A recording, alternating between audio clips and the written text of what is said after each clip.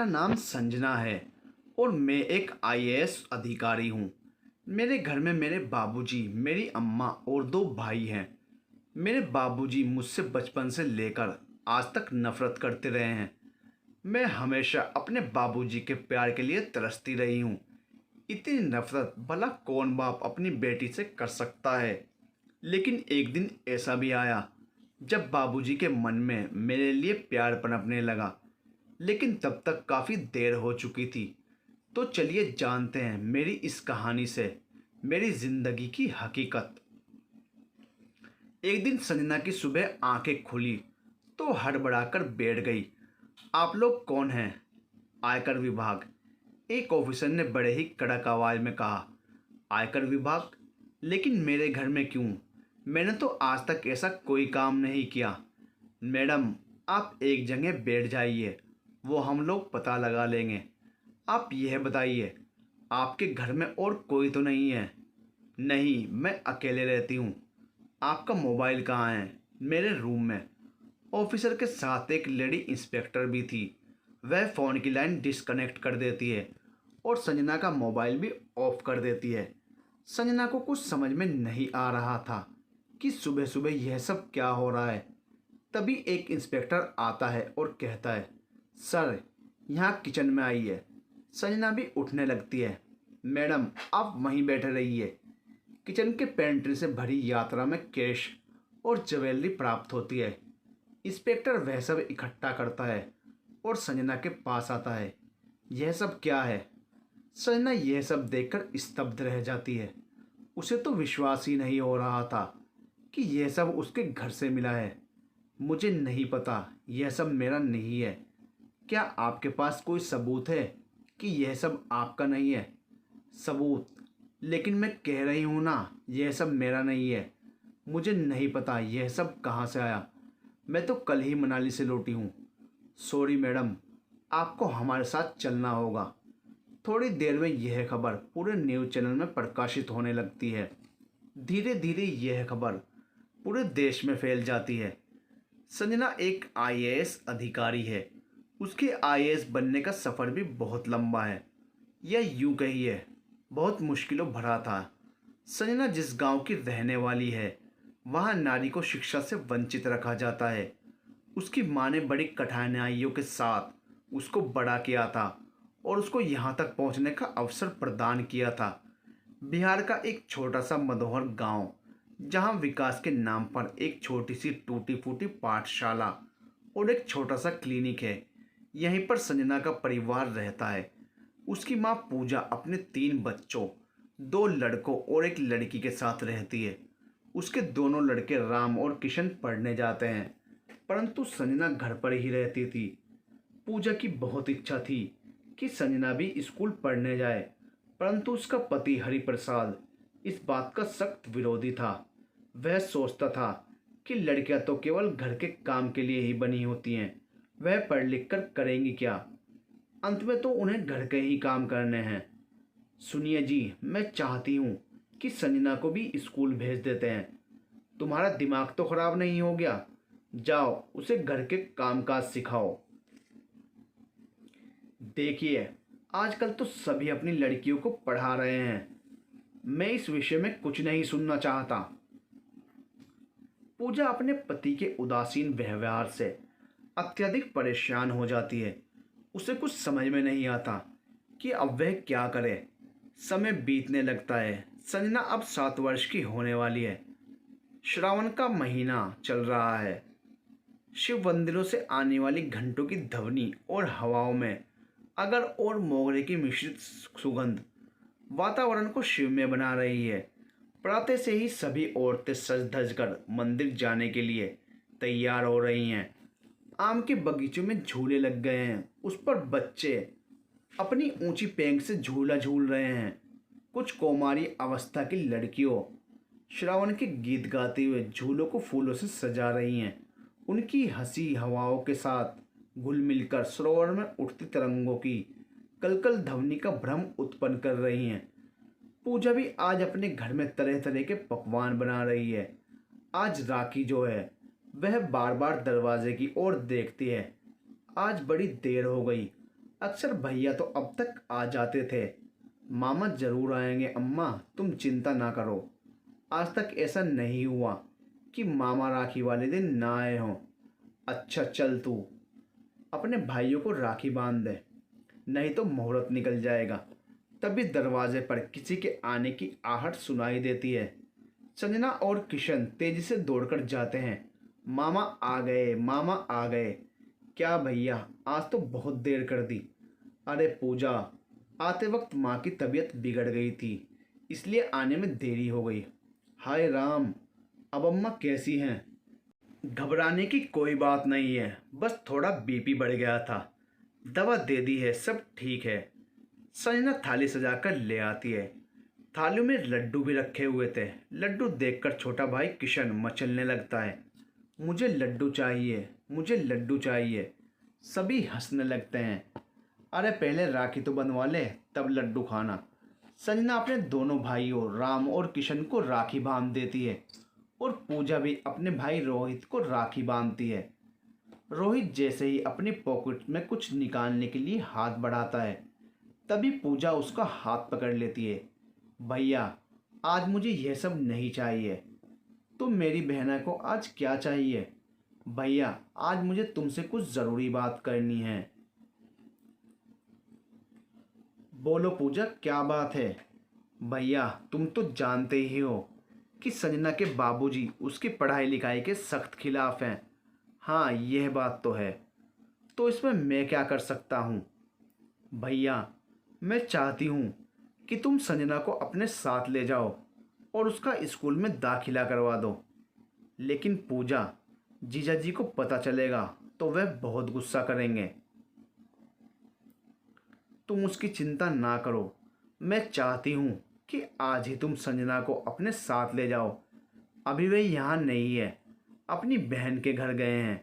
लेकिन पूजा, जब वे पूछेंगे कि संजना कहाँ है, तो तुम क्या कहोगी? वह सब मैं देख लूँगी। मैं नहीं चाहती कि संजना की ज़िंदगी मेरी तरह ही बीते। मैं चाहती हूँ कि वह भी आजकल की लड़कियों की तरह खूब पढ़े लिखे और बड़ी अफसर बने। रोहित अपनी बहन के आंखों में पनप रहे सपने को स्पष्ट रूप से देख रहा था। वह प्रसन्न था कि उसकी बहन ऐसा सोचती है, परंतु दूसरी तरफ इस बात से चिंतित भी था कि जब जीजाजी को पता चलेगा तब क्या होगा।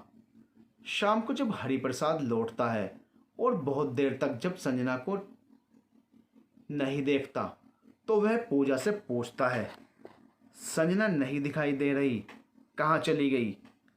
अभी तक बाहर खेल रही है क्या?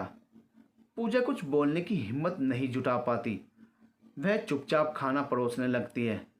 अरे हम कुछ पूछ रहे हैं, संजना कहाँ है? जी वह वो क्या? जी वो कहाँ है संजना? जी वह आज उसके मामा आए थे, तो वह जिद करने लगी कि मामा के घर जाएंगे, तो वह भैया उसको ले गए। तुम्हें पता है, हमें लड़की को किसी दूसरे के घर में रखना पसंद नहीं। कब तक लौटेगी? इस प्रश्न का उत्तर देना पूजा के लिए मुश्किल था। उसने सोचा, कब तक वह इस बात को छुपा सकती है? एक दिन तो उसको सच बताना ही होगा। तो क्यों ना आज ही बता दे। कभी नहीं। क्या मतलब? वही जो तुमने सुना। अब हरिप्रसाद का गुस्सा ऊपर चढ़ने लगता है। वह पूजा के बाल तेजी से पकड़ लेता है। क्या किया तुमने संजना के साथ? पूजा फिर भी अपनी हिम्मत नहीं हारती है। वह दृढ़ता से कहती है, भेज दिया मैंने संजना को इस पुरानी रूढ़िवादिता के दलदल से कहीं दूर, बहुत दूर, जहाँ वह पढ़ लिख सकेगी, अपने पैरों पर खड़ी होगी और किसी के सहारे नहीं रहेगी। यह सब सुनते ही हरिप्रसाद का दिमाग ही खराब हो जाता है। वह घर में पड़ी मोटी लाठी उठाता है और बाहर की तरफ जाने लगता है। नहीं, आप कहीं नहीं जाएंगे। पूजा दरवाजे पर खड़ी हो जाती है। अगर आप आज यहाँ से गए तो मेरी लाश के ऊपर से जाना होगा। दोनों बच्चे घबरा जाते हैं और वे पूजा के दोनों पैरों से लिपटकर रोने लगते हैं। हरिप्रसाद यह सब देखकर थोड़ा विचलित हो जाता है।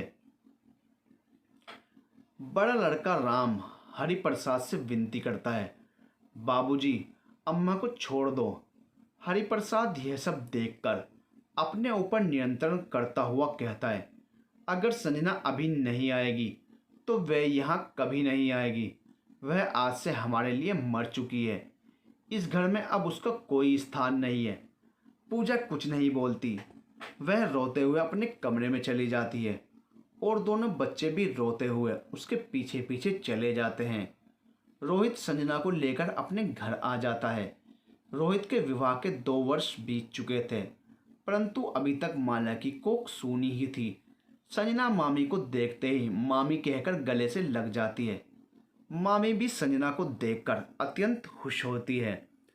आज माला संजना को देखकर ऐसा अनुभव करती है जैसे संतोषी माता ने उसकी प्रार्थना सुन ली और एक सुंदर सा वरदान उसके आंचल में डाल दिया हो। तभी रोहित माला की आंखों में देखते हुए कहता है, आज से संजना हमारे साथ ही रहेगी।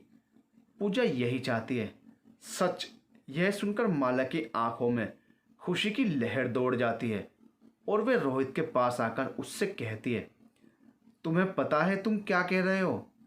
मैं वही कह रहा हूँ जो तुम सुन रही हो। वह प्रसन्नता से उसे अपने से गले लगा लेती है और मन ही मन माता रानी को धन्यवाद देती है। माघ का मौसम, आकाश पर श्वेत श्यामल मिश्रित बादलों का समूह, उसके पीछे छुपा हुआ सूर्य। ऐसा लग रहा था जिसे बादलों ने बलात ही उसको पीछे धकेल दिया हो और सूर्य भी जिसने हार नहीं मानी, वह भी मानो बादलों को धकेलकर सामने आने को उत्सुक हो। संजना का जीवन भी कुछ ऐसा ही है। वह भी कदाचित सारी बाधाओं को पार कर आसमान में चमकने के लिए तैयार थी। रोहित अपने लैपटॉप पर स्कूल सर्च कर रहा था और हर जगह एप्लीकेशन डाल रहा था। कई दिनों के बाद एक स्कूल से कॉल आता है। आप संजना के गार्जियन बोल रहे हैं? हाँ। क्या आप संजना का दाखिला कर लेंगे? देखिए, ऐसे तो आप मिड सेमेस्टर में बात कर रहे हैं और आप कह रहे हैं कि संजना अभी तक स्कूल नहीं गई और उसकी उम्र भी काफ़ी है। जी, लेकिन वह जल्दी ही सब कुछ सीख जाएगी। हम सभी लोग परिश्रम करेंगे। वो तो ठीक है। ऐसा करें, आप कल संजना को लेकर स्कूल आ जाएं। ठीक है, तो कल मिलते हैं। रोहित बहुत खुश होता है और वह संजना को कुछ प्राथमिक शिक्षा देता है। देखो संजना, कल हम लोग प्रिंसिपल से मिलेंगे। तुम उसके लिए तैयार हो ना? हाँ मामा, मुझे तो ABC भी आती है और गिनती भी। वो जब किशन पढ़ता था तब मैं भी सीख जाती थी। अरे वाह, मेरी संजना तो बहुत होशियार है। अगले दिन संजना का स्कूल में प्रवेश हो जाता है। वह पढ़ने में बहुत कुशाग्र थी। शीघ्र ही वह प्रोमोश के द्वारा अपने उम्र के बच्चों के साथ पढ़ने लगती है। फागुन का महीना, चारों तरफ चमकती हुई धूप, सूरज की गर्मी के साथ बहती हुई ठंडी हवा, मानो बसंत के आगमन की सूचना दे रही हो। सड़कों पर उड़ती हुई रंगों की धूल, बालकों के रंग बिरंगे चेहरे, हाथों में पिचकारी, कामयानियों की भीगी हुई चुनरी, मानो हवाओं में मिले ठंडक को चुनौती देते हुए शीत ऋतु की विदाई कर रही हो। चलो ना दीदी, होली खेलते हैं। मुस्कुराता हुआ समीर अपने हाथों में रंगों की पिचकारी लिए हुए संजना से मनुहार कर रहा है। तभी माला आवाज़ लगाती है, समीर, दीदी को पढ़ने दे, उसका एग्ज़ाम है। रहने दो मामी, तुम चिंता ना करो। मैं थोड़ी देर अपने छोटे भैया से खेल लेती हूँ। वैसे भी मैं पढ़ पढ़ कर थक गई हूँ। ये कहते हुए संजना अपने भाई को रंग लगाने के लिए दौड़ती है। समीर भी अपने नन्हे कदमों के साथ आंगन की तरफ भागता है और पिचकारी से संजना के ऊपर रंग डालता है। संजना उसे गोद में लेकर रंगों से भरे टब में डाल देती है। यह दृश्य देखकर माला और रोहित दोनों खूब हंसते हैं। शाम होते ही संजना फिर परीक्षा की तैयारी में व्यस्त हो जाती है। उसने सोच लिया था कि इस साल की इंटरमीडिएट परीक्षा में वह राज्य स्तर पर टॉप करेगी। उसके स्कूल के अध्यापकों को भी संजना से काफ़ी उम्मीद थी। अंततः वह दिन आ ही गया जब संजना ने बिहार बोर्ड में टॉप किया था।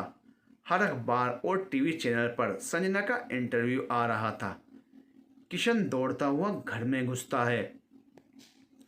अम्मा, अम्मा, क्या हुआ? इतना क्यों चिल्ला रहे हो? अरे अम्मा, यह देखो, अखबार में संजना दीदी की तस्वीर छपी है। क्या कह रहे हो? हाँ, यह देखो, दीदी ने पूरे स्टेट में टॉप किया है। सच? हाँ, तो हम झूठ थोड़े ही ना कह रहे हैं। पूजा की आंखों में आंसू आ जाते हैं। आज उसका सपना जो पूरा हो रहा था, अपनी सी प्यारी सी बच्ची को अपने से दूर रखना कोई आसान काम नहीं था। इतने वर्ष वह संजना से इसी दिन के लिए तो दूर रही। उसने जो इतना बड़ा त्याग किया था, आज उसका प्रतिफल प्राप्त हो रहा था। वह ईश्वर को धन्यवाद देती है। हे भगवान, मेरी बच्ची का ऐसे ही साथ देते रहना। ये क्या हड़कंप मचा रखा है? शोर सुनकर हरिप्रसाद चिल्लाता है, बाबूजी, दीदी ने पूरे राज्य में टॉप किया है। दीदी? कौन दीदी? तुमसे कितनी बार कहा है कि तुम्हारी कोई दीदी वीदी नहीं है। उसका नाम भी इस घर में नहीं लेना। एक बार में तुम सबको समझ में नहीं आता? हरिप्रसाद गुस्से से घर से बाहर चला जाता है। सेकेंडरी स्कूल की परीक्षा उत्तीर्ण करने के बाद संजना आगे पढ़ना चाहती थी, लेकिन वे बिहार में अब और नहीं रहना चाहती थी। मामा, मैं दिल्ली जाना चाहती हूँ। क्या? हाँ, मैंने फैसला किया है कि मैं दिल्ली विश्वविद्यालय से राजनीति शास्त्र में स्नातक करूँगी। लेकिन बेटा, यहाँ तुम अकेले कैसे रहोगी? हम लोग तुम्हें अकेला कैसे भेज सकते हैं? मामा, वहाँ गर्ल्स हॉस्टल होता है, मैं वहाँ रह लूँगी। आप लोग चिंता ना करें, अब मैं बड़ी हो गई हूँ। ठीक है, जैसी तुम्हारी इच्छा। संजना प्रसन्नता से मामा के गले लग जाती है। थैंक यू मामा, आप बहुत अच्छे हो। माला और रोहित ने अनुमति तो दे दी थी, परंतु मन में अनेक चिंताएं थी कि लड़की को कैसे अकेले दूसरे शहर भेज दें, और ऊपर से वह अपनी बेटी नहीं है। यदि कुछ अनुचित हो गया तो वह पूजा को क्या मुंह दिखाएगा? परंतु वे संजना की इच्छा के आगे विवश थे। चूंकि संजना एक मेधावी छात्रा थी, तो उसके आगे पढ़ने से कैसे रोका जा सकता है। अंततः संजना को दिल्ली विश्वविद्यालय में प्रवेश मिल जाता है। बेटा, जाने के पहले एक बार अपनी माँ से मिल लेती। माँ का नाम सुनते ही संजना को ऐसा लगा जैसे मामा ने उसके अंदर छिपे दर्द को उभार दिया हो। अनायास ही मामा ने वह बात छेड़ दी जिसे वह सदैव भूले रहने का अभिनय करती है। माँ का नाम सुनते ही संजना रोने लगती है। ना बेटा, रो नहीं। हम लोग तो ऐसा इसलिए कह रहे हैं क्योंकि वास्तविकता तो यही है कि पूजा ही तुम्हारी माँ है, और उसका पूरा अधिकार है कि वह दिल्ली जाने के पहले तुमसे मिल ले। लेकिन मामी, बाबूजी ने तो मुझे मरा हुआ समझ लिया है, तो मैं अम्मा से कैसे मिल सकती हूँ? और अम्मा को भी आपसे मिलने को मना कर दिया है। तब यह कैसे संभव हो? तुम चिंता ना करो, मैं कुछ सोचता हूँ। रोहित संजना को गले लगाते हुए कहता है। दूसरे दिन रोहित संजना से कहता है, कल सुबह जल्दी तैयार हो जाना, तुम्हारे गांव जाना है। सच मामा? संजना ने आश्चर्य भरे भाव से पूछा। एक तरफ तो हृदय में प्रसन्नता के पुष्प खिल रहे थे, वहीं दूसरी ओर भय भी सता रहा था कि बाबूजी को पता चल गया तो क्या होगा। सुबह के 6 बजे हैं। माला जल्दी जल्दी सबके लिए नाश्ता बना रही है। सुनो जी, क्या वहाँ जाना उचित होगा? मेरा मन बहुत घबरा रहा है। मैं भी साथ चलूं क्या?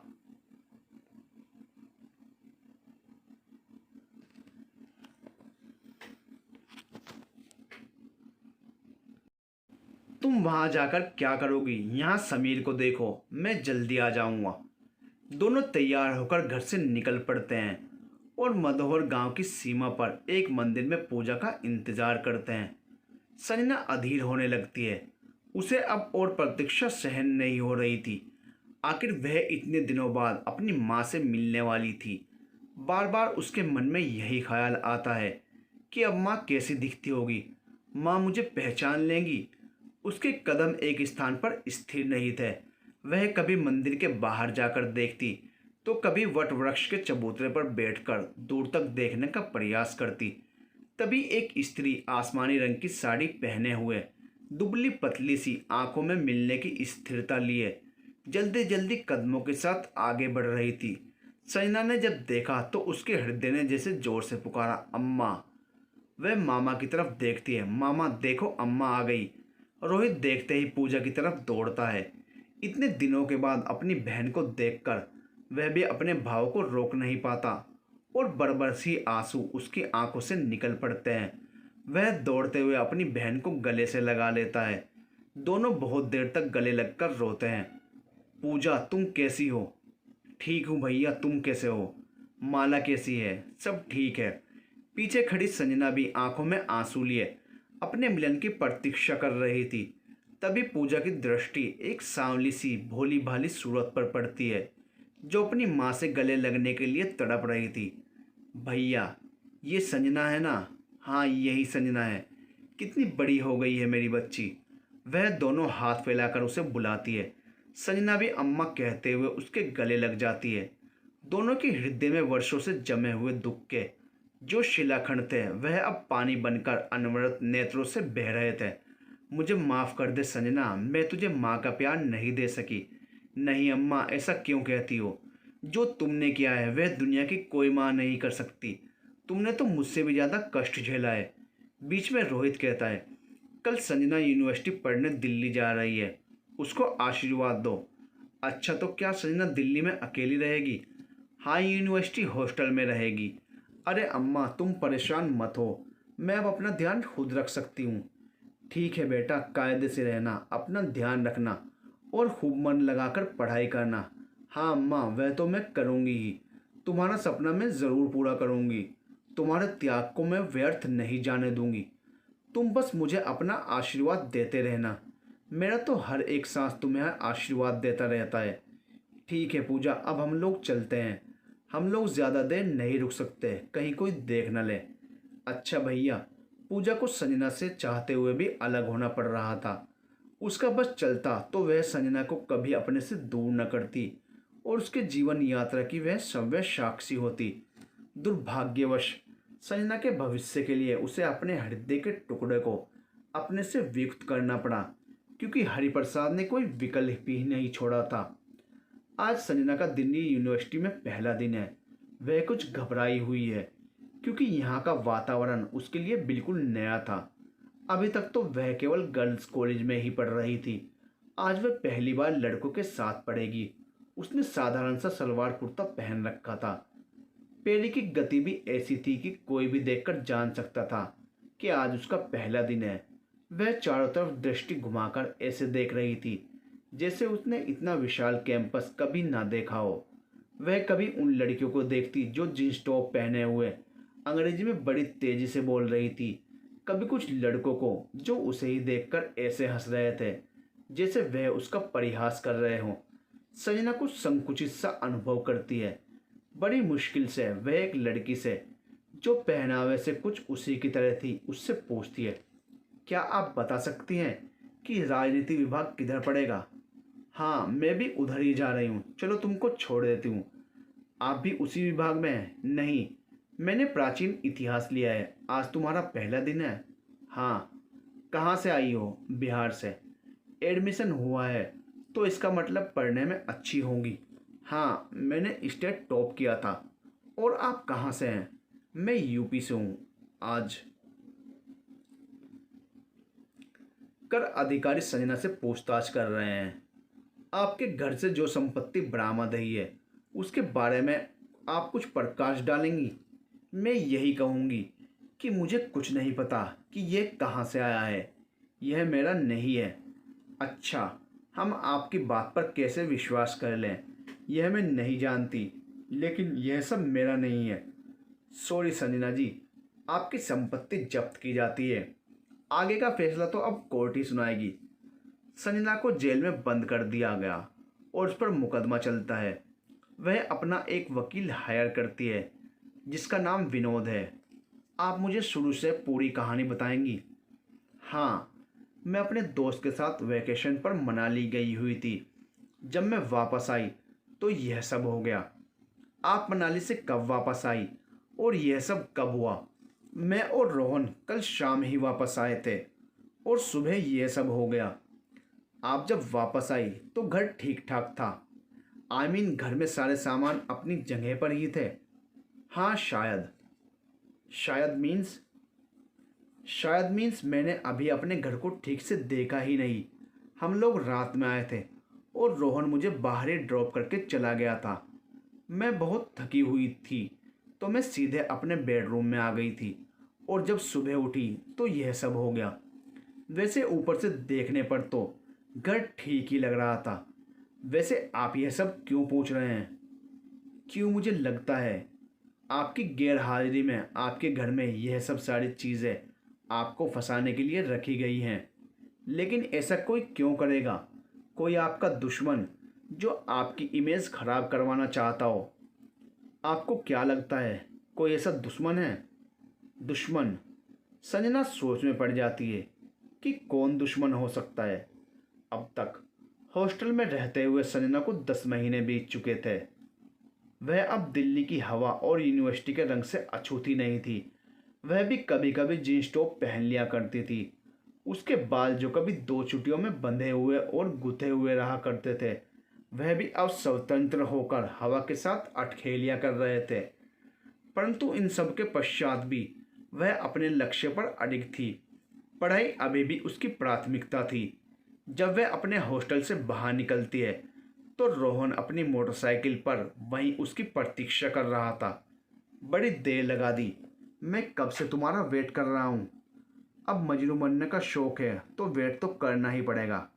अच्छा जी, तो यह बात है। ठीक है, मुझे मंजूर है।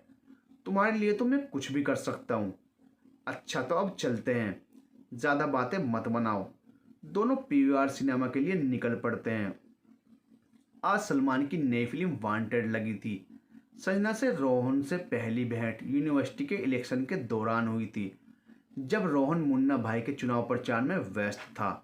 उसी समय उसकी दृष्टि लाइब्रेरी से निकलती हुई संजना के ऊपर पड़ती है। बस वही यह समय था जब रोहन की दृष्टि संजना के हवा में लहराते हुए बालों और दुपट्टे में उलझकर रह गई थी। वह अपने आप को रोक नहीं पाता और अनियंत्रित होकर उसके पास खींचा चला आता है। हाँ कहिए। मैं ये कह रहा था कि संजना बड़े आत्मविश्वास के साथ उसके सामने खड़ी रहती है और उसकी आंखों को पढ़ने की कोशिश करती है। बोलिए, क्या कहना चाहते हैं? मैं ये कह रहा था कि इस बार मुन्ना भाई इलेक्शन में खड़े हो रहे हैं। मेरा निवेदन है कि इस बार वोट उन्हीं को दीजिए। अच्छा, तो आपकी पार्टी का इस बार क्या एजेंडा है? जी एजेंडा? हाँ वो एजेंडा यही कि यूनिवर्सिटी में कभी एग्ज़ाम लेट नहीं होंगे। यूनिवर्सिटी की साफ़ सफाई का भी पूरा ख्याल रखा जाएगा और प्रवेश के समय छात्रों को जो भी दिक्कत आती हैं उन पर विचार किया जाएगा, और विशेषकर महिला छात्रों की सुरक्षा। संजना बीच में ही रोकते हुए बोल पड़ती है। मैं समझ गई, लेकिन ये सब वादे तो पिछले इलेक्शन में भी किए गए होंगे, तो क्या वे अभी तक पूरे नहीं हुए? जी ज़रूर पूरे किए गए हैं। आप देखिए पहले से यूनिवर्सिटी कितनी साफ़ हो गई है। पिछली बार की अपेक्षा क्राइम भी घटा है। अच्छा ठीक है, मैं सोचूंगी। संजना वहाँ से चली जाती है, परंतु रोहन का हृदय अभी उसके साथ नहीं था। वह तो अब पहले से तेज गति से धड़क रहा था। रोहन को जब भी मौका मिलता वह संजना को दूर से ही देखता रहता। कुछ ही दिनों में लगभग सभी लोग जान गए थे कि रोहन संजना से प्रेम करने लगा है। संजना भी दूर से रोहन को देखकर मुस्कुरा दिया करती थी, परंतु मित्रता बढ़ाने का निर्णय अभी उसने नहीं लिया था। संजना की सहेली प्रिया उसको उकसाती रहती थी। देखना आज फिर वहीं खड़ा है। तुम कब तक उसको यूं ही तड़पाओगी? खड़े रहने दो, मैंने थोड़े ही ना कहा है खड़े रहने को। तभी मुन्ना भाई अपनी जीप से आ जाता है। वह रोहन को देखता है, परंतु रोहन को कुछ आभास ही नहीं होता। वह तो संजना को निहारने में ही मग्न था। उसे उस बात का आभास ही नहीं कि मुन्ना भाई उसको बुला रहे हैं। मुन्ना को कुछ बुरा लगता है कि रोहन उसको अनदेखा कर रहा है और उस पर ध्यान नहीं दे रहा। वह कुछ अपमानित सा अनुभव करता है। वह सोचता है कि एक लड़की के कारण उसने उसको अभिवादन तक भी नहीं किया। मन ही मन वह रोहन और संजना को अपना शत्रु समझने लगता है और अवसर तलाशने लगता है। आज संजना को जेल में रहते हुए 2 दिन बीत गए। सोमवार को अदालत में सुनवाई थी। संजना जी, मैं पूरी कोशिश करूंगा कि आपको जमानत मिल सके, लेकिन थोड़ा मुश्किल है क्योंकि आपके घर से सामान बरामद हुआ है और उसके आधार पर जमानत मिलना थोड़ा मुश्किल है। लेकिन मैंने आपसे कहा ना, वह सामान मेरा नहीं है। लेकिन यह कैसे साबित होगा कि वह सामान आपका नहीं है? संजना दुखी हो जाती है। तभी रोहन आता है। संजना, क्या हुआ? ये सब कैसे हुआ? पता नहीं ये सब किसने किया। किसने क्या किया? मैं जानता हूँ यह किसने किया। कौन? अरे वही मुन्ना, यह उसी का काम है। तभी विनोद बीच में बोल पड़ता है। आप ये कैसे कह सकते हैं? अरे यह पुरानी बात है, जब हम लोग यूनिवर्सिटी में पढ़ते थे। मैं संजना से प्रेम करता हूँ, यह बात उसको पसंद नहीं थी। वह तब से खार खाए बैठा हुआ है। ओह, तब तो और भी मुश्किल हो गया, क्योंकि वह तो अब एमएलए बन गया है। वह तो पूरी कोशिश लगा देगा कि संजना जेल से बाहर ना आए।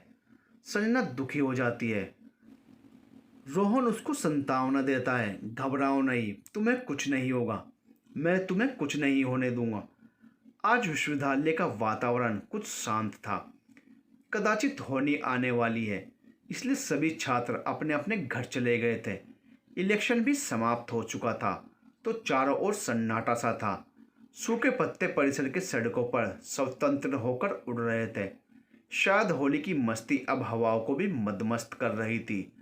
बसंत ऋतु के आगमन पर चारों तरफ खिले हुए रंग बिरंगे फूल हवाओं के साथ झूम झूम कर मानो कोई गीत गा रहे हों।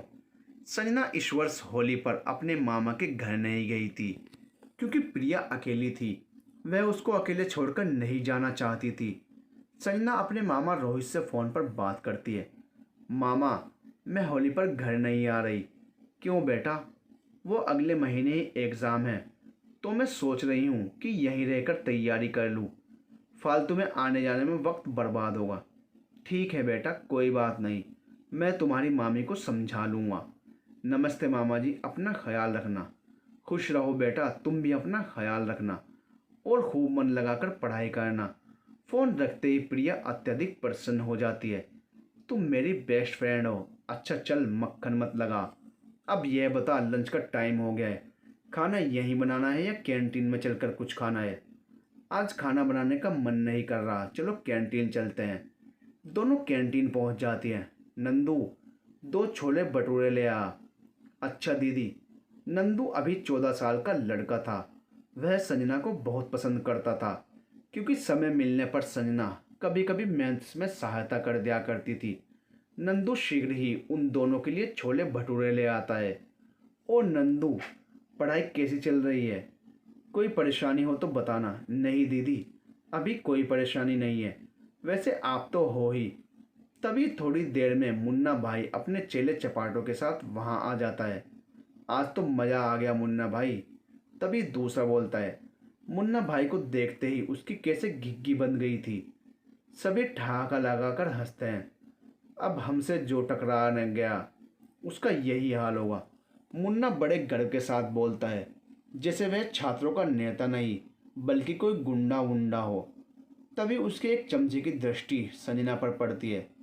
यो देखियो भाई, संजना भी यही है। संजना को देखते ही उसे रोहन का अपमान याद आ जाता है कि कैसे वह उस दिन उसे अनदेखा कर संजना को देख रहा था। चलो भाई, आज इंट्रोडक्शन करते हैं। उसके चमचे खुश हो जाते हैं और वह भी उसका साथ देने के लिए मुन्ना के साथ चल पड़ते हैं। मुन्ना जानबूझकर उसके बगल की कुर्सी पर बैठ जाता है। क्यों बेबी, अकेले अकेले छोले भटूरे खा रही हो? हमें नहीं खिलाओगी? क्या मतलब है? मैं समझी नहीं। मतलब मैं अभी बताता हूँ। इसके पश्चात वह जोर से कहता है, ए बबलू, उठा लो इसको और हमारे अड्डे पर ले आओ। मुन्ना के चमचे उसके साथ दुर्व्यवहार करने लगते हैं। संजना जोर जोर से चिल्लाती है, देखो मुझे छोड़ दो। ये तुम लोग अच्छा नहीं कर रहे, मैं डीन से शिकायत करूँगी। इससे लड़कों को कोई अंतर नहीं पड़ता। और उसके मुंह में कपड़ा फंसा देते हैं। जब प्रिया और नंदू संजना को छुड़वाने की बहुत कोशिश करते हैं, तब बबलू उन दोनों को जोर से धकेल देता है, जिससे प्रिया को मेज से टकराने के कारण सर में चोट लग जाती है और वह बेहोश हो जाती है। तब नंदू रोहन को फ़ोन लगाता है। भैया जी आप जल्दी आ जाइए, वो मुन्ना और उसके गुंडे संजना दीदी को उठाकर ले गए। ये तुम क्या कह रहे हो? लेकिन मुन्ना ने ऐसा क्यों किया? मुझे नहीं पता, आप जल्दी से आ जाइए। वो लोग ज़रूर दीदी को मैदान गढ़ी ले गए होंगे। रोहन को अब कुछ समझ में नहीं आता कि अब वह क्या करे। वह तुरंत अपनी मौसी को फ़ोन करता है, जो फिजिक्स की प्रोफेसर हैं। मौसी मौसी, क्या हुआ रोहन, इतना परेशान क्यों? मौसी, वो मुन्ना संजना को उठाकर ले गया, अब क्या करें? क्या करें क्या? अपने मौसा को फ़ोन करो, सब ठीक हो जाएगा। रोहन के मौसा जी एक आईपीएस अधिकारी हैं। आधे घंटे के अंदर पुलिस पहुंच जाती है और संजना को सुरक्षित वहां से निकाल लाती है। मुन्ना को पुलिस पकड़ कर ले जाती है और कुछ दिन जेल में रखती है। इधर नंदू एम्बुलेंस बुलाता है और प्रिया को तुरंत इमरजेंसी वार्ड में भर्ती कराता है। संजना रोहन को देखकर उसके गले लगकर रोने लगती है। आज अनायासी संजना रोहन के इतने करीब आ जाती है। रोहन भी कुछ सकुचाते हुए उसको अपने गले से लगा लेता है और उसको संतावना देता है। तुम घबराओ नहीं, सब ठीक हो जाएगा। तुम्हें मुन्ना से डरने की कोई ज़रूरत नहीं। प्रिया कहाँ है? वह हॉस्पिटल में है। नंदू का फ़ोन आया था, वह अब ठीक है। वह दोनों हॉस्पिटल पहुंचते हैं। संजना प्रिया को इस हालत में देखकर अत्यंत चिंतित हो जाती है। आज संजना से आज जेल में उसके मामा मिलने आते हैं। यह मैं क्या सुन रहा हूँ बेटी? यह मीडिया क्या कह रही है? मैंने कुछ नहीं किया मामा जी, आप तो मुझे जानते हैं। हाँ बेटा, तुम ऐसा नहीं कर सकती। इसमें ज़रूर किसी की साजिश होगी। कोई तुम्हें जानबूझकर इस सब में फंसा रहा है। इधर रोहन अपने मौसा से बात करता है। मौसा जी, वह मुन्ना तो बहुत परेशान कर रहा है। क्यों, क्या हुआ? अब उसने क्या किया? अरे उसने संजना को आय से अधिक संपत्ति के जुर्म में फंसा दिया है। रोहन सारी कहानी मौसा जी को बता देता है। ठीक है, तुम परेशान मत हो। मैं मुन्ना के पिता हरिहर सिंह से बात करता हूँ। हरिहर मुन्ना को समझाने की बहुत कोशिश करते हैं, लेकिन मुन्ना अपने आगे किसी की नहीं सुनता। इधर विनोद और रोहन दोनों संजना के निर्दोष होने का प्रमाण ढूंढने में लग जाते हैं। रोहन और विनोद दोनों संजना के घर के आसपास के इलाके को ध्यान से देखते हैं। संजना के घर के पास एक एसबीआई बैंक का एटीएम मशीन है, जहां दो कैमरे हैं। एक कैमरा सड़क की तरफ है। विनोद बड़ी मुश्किल से उस कैमरे के फुटेज प्राप्त करने में सफल हो जाता है। अगले दिन अस्पताल में पब्लिक प्रोसिक्यूटर संजना पर दोषी होने का आरोप लगाता है। माय लॉर्ड, संजना जो कि एक डिप्लोमेट है, इनके ऊपर आय से अधिक संपत्ति रखने का आरोप है। इनके घर से भारी मात्रा में सोने के गहने और नकदी बरामद हुई है। इस आधार पर मैं संजना को दोषी मानते हुए अदालत से दरखास्त करता हूँ कि इसकी जमानत नामंजूर कर दी जाए और ऐसे देशद्रोही को सख्त सजा दी जाए। वकील की बात सुनने के बाद जज साहब विनोद की तरफ देखकर कहते हैं, टू बी कंटिन्यूड।